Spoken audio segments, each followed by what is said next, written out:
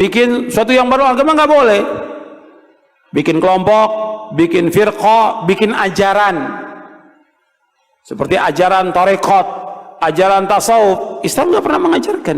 Nabi nggak pernah mengajarkan. Kemudian dibagi lagi. Ini ada tarekat, ada syariat, ada hakikat, ada ma'rifat. Nggak ada dari Nabi SAW. Nggak ada dari sahabat.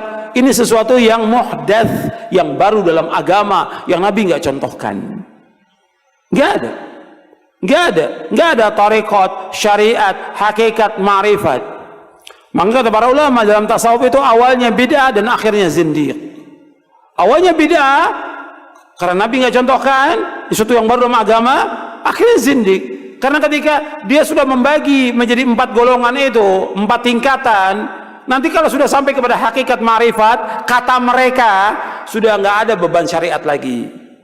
Sudah nggak wajib sholat, nggak wajib puasa. Apa benar begitu dalam Islam? Nggak benar. Sekarang orang yang paling mulia dari seluruh manusia siapa? Rasulullah Sallallahu Alaihi Wasallam. Nabi tetap sholat sampai akhir hayatnya. Nabi puasa sampai akhir hayatnya. Dan semua Nabi laksanakan agama ini.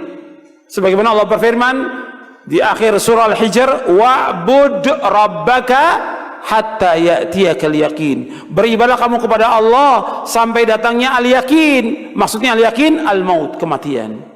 Nabi terus ibadah kepada Allah. Enggak ada dalam Islam dibagi, oh kamu ini masih baru, kamu ini tarekat syariat kamu. Kalau saya sudah wali, nggak perlu lagi sholat, nggak perlu puasa. Betul, wali syaitan yang seperti itu, wali syaitan. Gimana dia menggugurkan kewajiban sholat? Kalau orang mengatakan bagi saya sholat tidak wajib dan sudah sampai hujah pada dia, kafir, keluar dari Islam. Orang itu keluar dari agama Islam.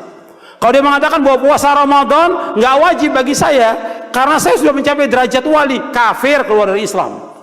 Kalau sudah sampai hujah pada dia. Ini sepakat para ulama tentang masalah ini. Dan mereka lagi bagi nanti tentang hakikat dan syariat dan yang lainnya mereka bagi. Dan juga saya bahas di buku ini. Nggak ada. Makanya Al-Hafidz Ibnu Katsir ketika menjelaskan ayat ini, al-yawma akmaltu lakum dinakum wa atmamtu alaikum ni'mati wa raditu lakum al-islam madina. Kata Al-Hafidz Ibnu Katsir yang ringkasnya, tidak ada agama kecuali agama yang dibawa oleh Nabi Muhammad SAW. Tidak ada tarekat kecuali tarekat yang dibawa oleh Nabi Muhammad SAW. Tidak ada syariat kecuali syariat yang dibawa oleh Nabi Muhammad SAW. Anda bisa lihat dalam tafsir Ibnu Katsir tentang ayat ini, al-yawma akmaltu lakum dinakum wa atmamtu alaikum ni'mati wa raditu lakum al-islam madina. Enggak boleh orang bikin sesuatu yang baru dalam agama ini. Yang tujuan mereka untuk mencapai kepada Allah tidak bisa sampai kepada Allah.